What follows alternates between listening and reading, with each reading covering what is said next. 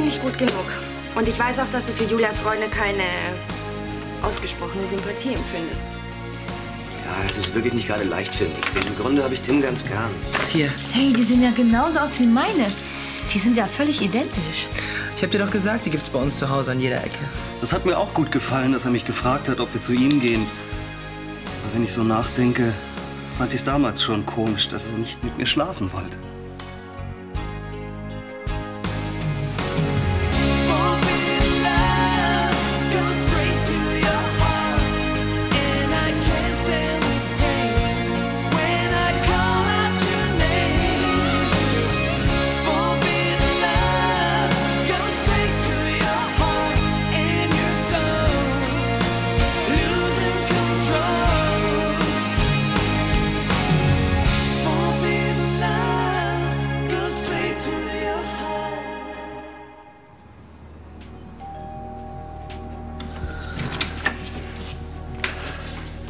Hi. Hi. Darf ich reinkommen? Klar. Also, ich wollte mit dir reden. Worüber? Über dich und Jens. Er hat mir nämlich alles erzählt. So? Dass gar nichts gelaufen ist zwischen euch. Und dass du praktisch meinetwegen mit ihm Schluss gemacht hast. Deinetwegen? Ja. Also, ich wollte auch sagen, dass es mir total leid tut. Das alles so... Hey, Moment mal. Wieso deinetwegen? Na, das ist doch klar, oder nicht? Nee. Da hat er, glaube ich, was falsch verstanden. Wieso? Ich habe mit dem Schluss gemacht, weil der Typ nichts für mich ist. Wie? Jens und ich passen nicht zusammen, ganz einfach. Mit dir hat das überhaupt nichts zu tun. Also dann, auf dein Wohl. Nein, auf deins.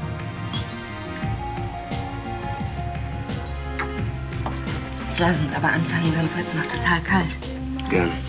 Guten Appetit.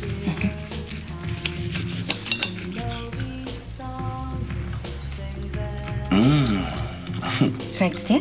Ja, das schmeckt richtig gut. Freut mich. Was isst du denn sonst so? Ach, meistens bestelle ich mir irgendwas. Für mich allein zu kochen macht eh keinen Spaß. Julia und Tim sind ja eh nicht mehr so oft da. Und wie ist das für dich? Ich meine, so ganz allein in der Wohnung. Ach, das ist ganz okay. Ich muss schon manchmal noch an Julia denken.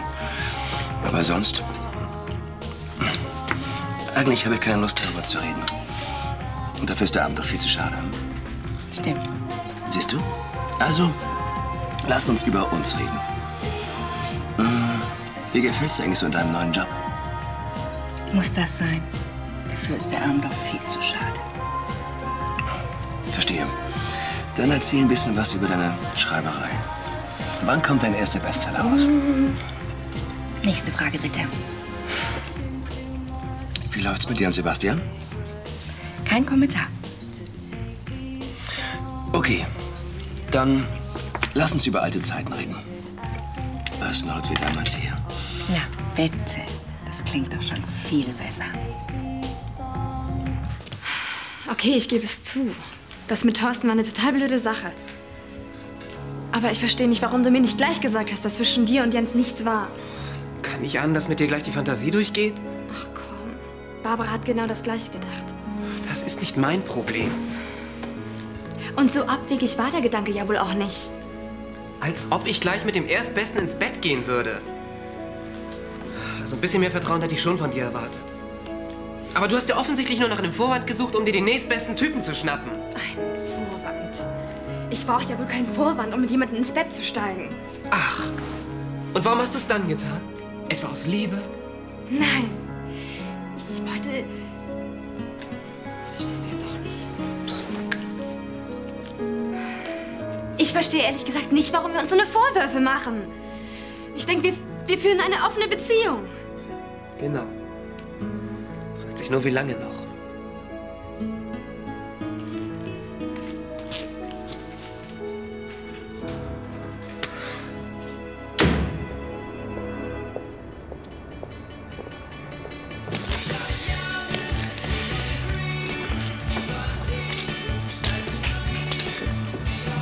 Wie viel willst du dafür? 50? Okay.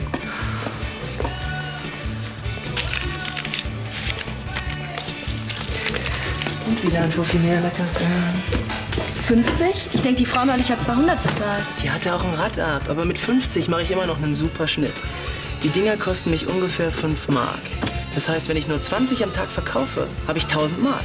Mal 30 macht das ein ganz nettes Monatsgehalt.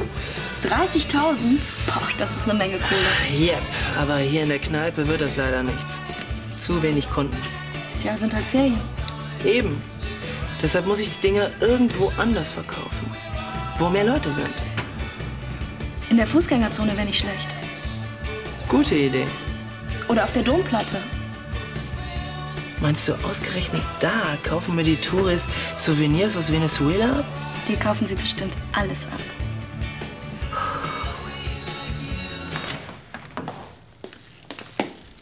Ist Darjeeling okay? Hm? Tee ist nicht so wichtig. Was ist denn? Ach.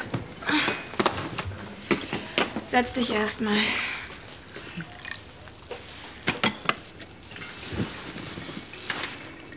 Das ist ja komisch. Was? Das ist ja... Hast du deine Kette wiedergefunden? Ja. Warum? Ja, ich war gestern in der Stadt und ich habe da eine Frau gesehen. Und ich hätte schwören können, das war genau deine Kette, die sie umhatte. Das war meine Kette. Was ist das dann da? Ramon hat sie dieser Frau verkauft. Sie hat ihm 200 Mark dafür geboten. Ich denke, du hast sie verloren. Nein. Ramon hat sie sich sozusagen ausgeliehen. Und als wir dann aus Berlin wiederkamen, habe ich sie dann ganz zufällig wiedergefunden.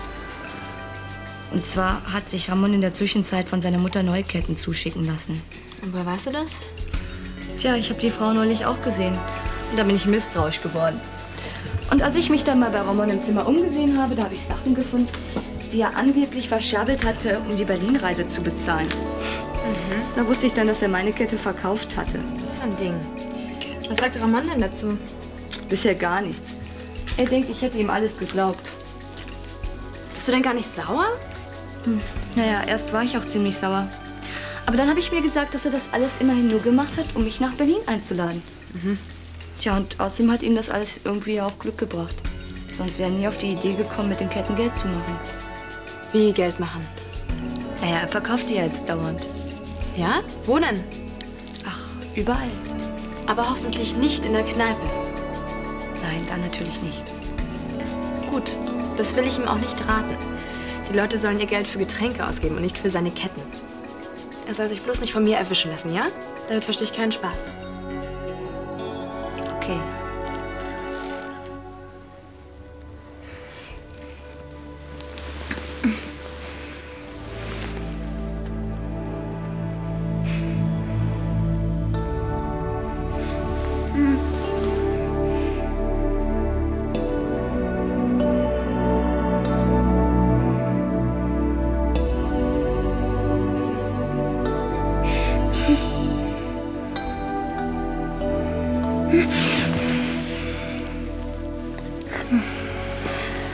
Julia, was ist denn los? Hast du schlecht geträumt? Was denn? Ich weiß nicht mehr so genau. Auf jeden Fall war es furchtbar. Dann denk ganz schnell an was anderes. Es geht schon wieder. Das ist bestimmt nur die Nervosität vor der Hochzeit. Das ist ganz normal. Hauptsache, du träumst nicht davon, wie ich als Ehemann vorm Fernseher sitze mit Pantoffeln und Bier. So schlimm ist die Vorstellung nicht. Soll ich uns einen Kaffee holen? Oh ja, bitte. Okay. Gleich wieder da, ja? Ja.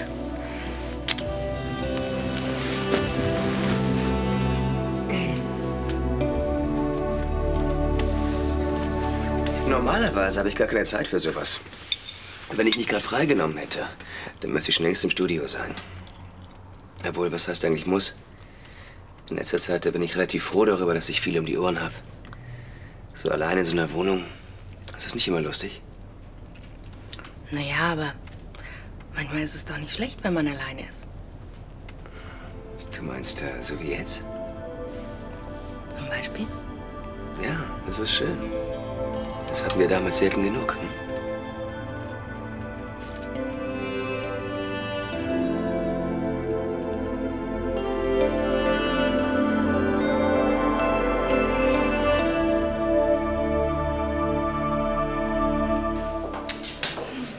Ah, schön, dass ihr mal wieder hier seid. Ramon, Sidi.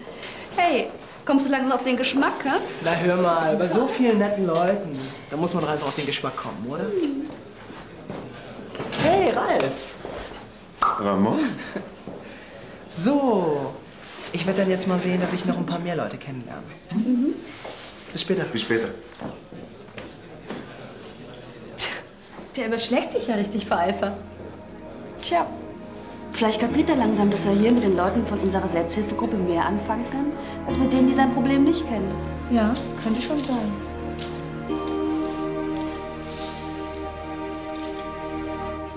Einen wunderschönen guten Tag, Frau Lewinsky. Hallo. Hi. Hi. Ich nehme einen Kaffee. Und du? Ich nehme auch einen Kaffee und ein Stück Streuselkuchen. Der soll ja so gut sein.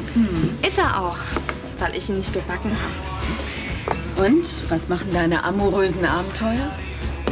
Frag lieber nicht. Es ist total blöd gelaufen. Wieso? Hat der junge Mann von neulich nicht angebissen? Im Gegenteil. Es lief so gut, dass wir erst am nächsten Morgen aufgehört haben. Oh, ich glaube, da hast du meinen Vorschlag ein bisschen falsch verstanden. Ich habe alles falsch gemacht. Ich war mit ihm im Bett, obwohl Gero nie was mit diesem Jens gehabt hat. Nein. Doch. Tja, war es denn wenigstens gut? Kann ich doch fragen, oder? Ja, kein Problem. Es war okay, aber selbst wenn er toll gewesen wäre, würde es mir nichts nützen. Also Gero ist so sauer und auch das noch. Hallo Sophie.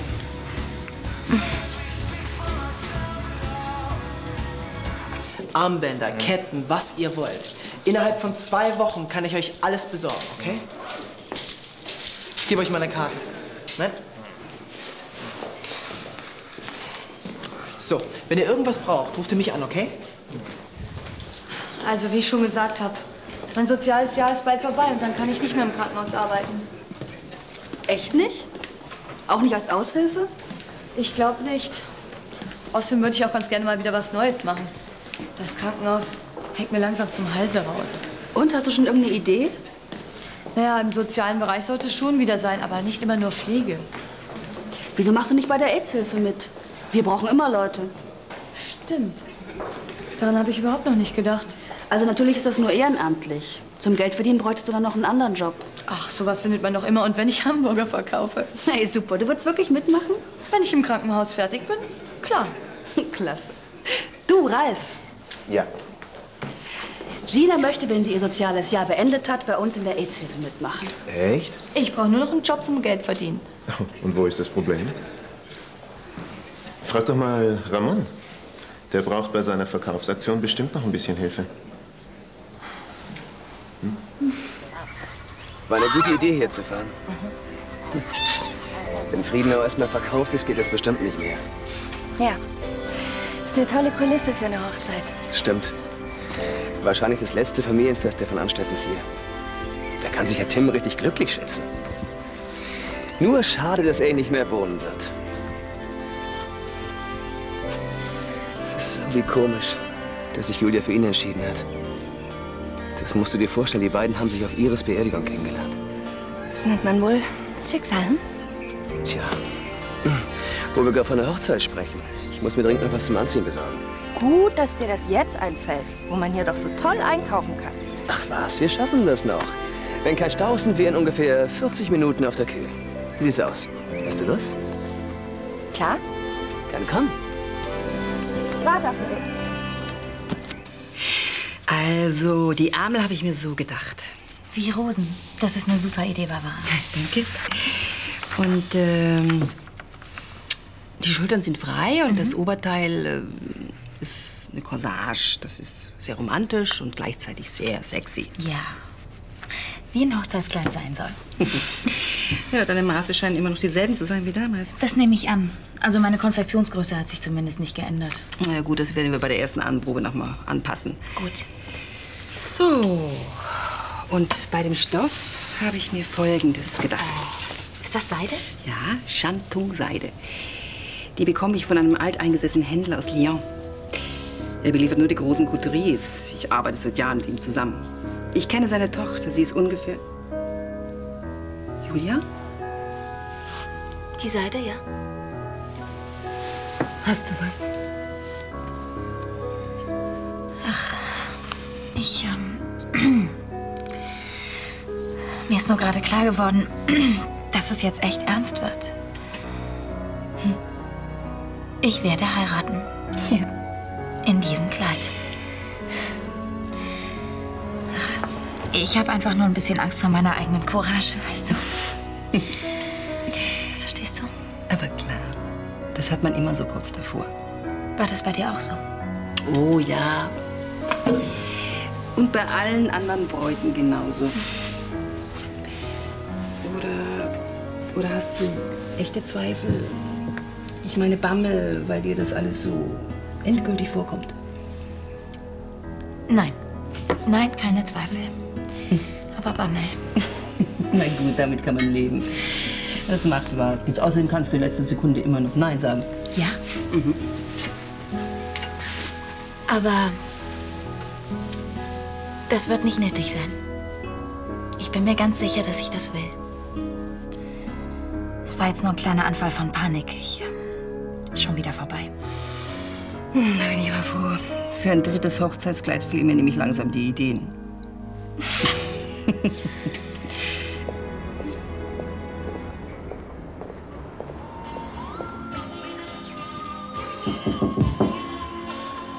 Ja? Störe ich? Nein. Komm rein. Weißt du, ich wollte... Was? Entschuldigung, du wolltest was sagen. Also gut, dann fange ich eben an.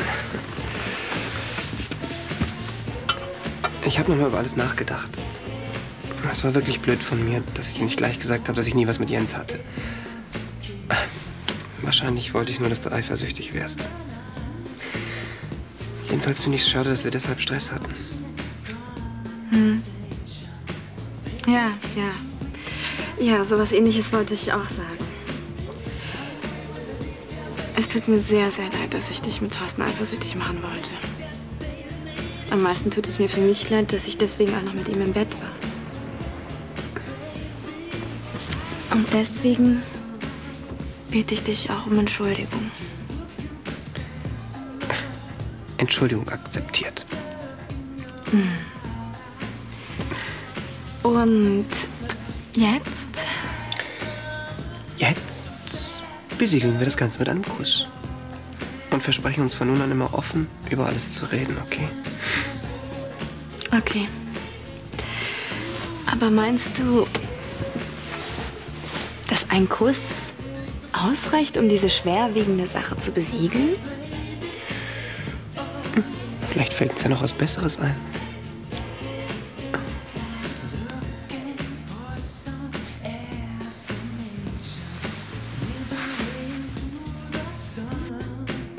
Mensch, hab ich einen Kohldampf. Willst du auch? Nee, danke. Lecker. Sag mal, was hast du eigentlich mit Franzi und Ralf besprochen? Wieso? Nur so. Hätte ja sein können, dass es irgendwas Wichtiges gewesen wäre. Das war's auch. Aber interessiert dich das überhaupt? Klar. Meinst du, sonst würde ich dich fragen? Es ging darum, was ich mache, wenn mein soziales Jahr vorbei ist. Oh. Und? Hatten die beiden eine Idee? Franzi hat vorgeschlagen, dass ich bei der AIDS-Hilfe mitmache. Was? Ja, ist doch eine gute Sache. Also ich weiß nicht. Warum machst du nicht zur Abwechslung einfach mal was Lustiges? Weil ich was Sinnvolles machen will. Na gut, dann kannst du ja bei mir die Arbeit mit dem Vergnügen verbinden. Hm? Sehr witzig. Zahlen die denn wenigstens ganz gut? Gut? Die zahlen überhaupt nicht. Das ist ehrenamtlich. Ich brauche also noch einen Job nebenher, um Geld zu verdienen. Hey, dann kannst du doch einfach bei mir mit einsteigen.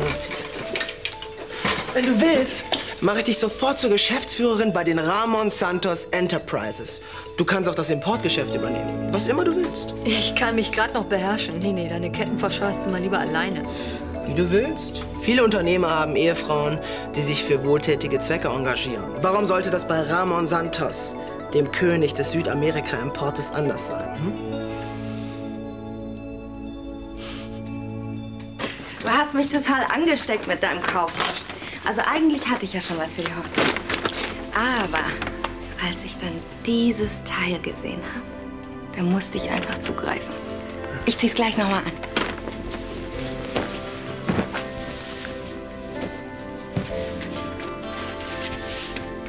Was ist? Als ob du mich noch nie in Unterwäsche gesehen hättest. Doch, ich war da so ein bisschen in Gedanken. Willst du mir deinen neuen Anzug nicht noch mal vorführen? Ja, kann ich machen. Dann mal los.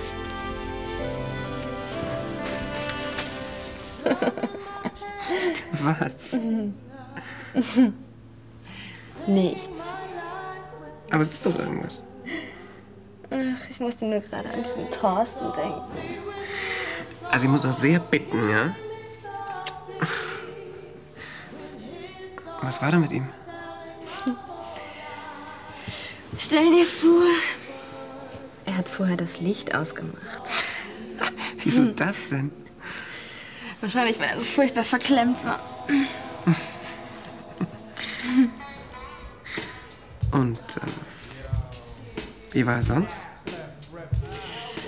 Sonst hat er die ganze Zeit seine Socken anbehalten. Oh, sehr erotische Vorstellung. Furchtbar, furchtbar, furchtbar. Und seine Qualitäten als Liebhaber? Hielten sich in Grenzen.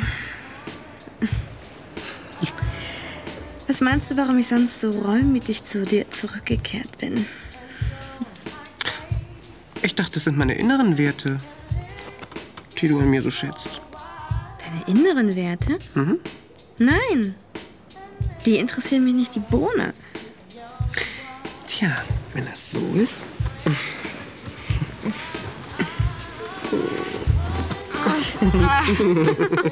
Na? Wie gefalle ich dir? Du hast mir schon immer gut gefallen. Ich meine aber in dem Kleid. Ja, das Kleid ist auch okay.